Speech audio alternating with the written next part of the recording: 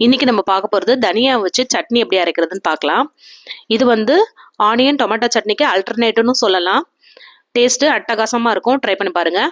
ஒரு கடாயில் எண்ணெயை ஆட் பண்ணிக்கலாம். அது சூடானதுக்கப்புறம் எடுத்து வச்சுருக்க ஒரு ஒரு 50 கிராம் எடுத்து வச்சுருக்கேன் நான் இன்றைக்கி. அதை வந்து எண்ணெயில் நல்லா வறுத்துக்கலாம். பச்சை வாசனை போக நல்லா வறுபட்டு வரணும். அதுக்கப்புறம் காரத்துக்கு தேவையான அளவு காஞ்ச மிளகா, வெங்காயம், தக்காளி, பச்சை மிளகா 2 ஆட் பண்ணியிருக்கேன். எல்லாத்தையும் போட்டு வதக்கிட்டு அதுக்கப்புறம் கருவேப்பிலை, கொத்தமல்லி கொஞ்சம் ஆட் பண்ணியிருக்கேன் இலையும். இதெல்லாம் வதங்கி வந்ததுக்கப்புறம் உப்பு நம்ம ஆட் பண்ணிக்கலாம். ஊற வச்ச ஒரு சின்ன சைஸ் புளியும் ஆட் பண்ணுறேன். ஒரு 10 தேங்காவும் ஆட் பண்ணி நல்லா வதக்கிக்கலாம்.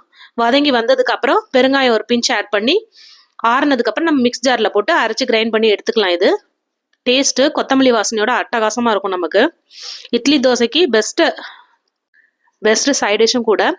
நல்லா 2 ஸ்பூன் ஆயிலில் கடுகு பொரிஞ்சதுக்கப்புறம் ஒரு கொத்து கருவேப்பிலையை போட்டுட்டு நான் இதை வந்து தாளிப்பு கொடுத்துக்கிறேன்.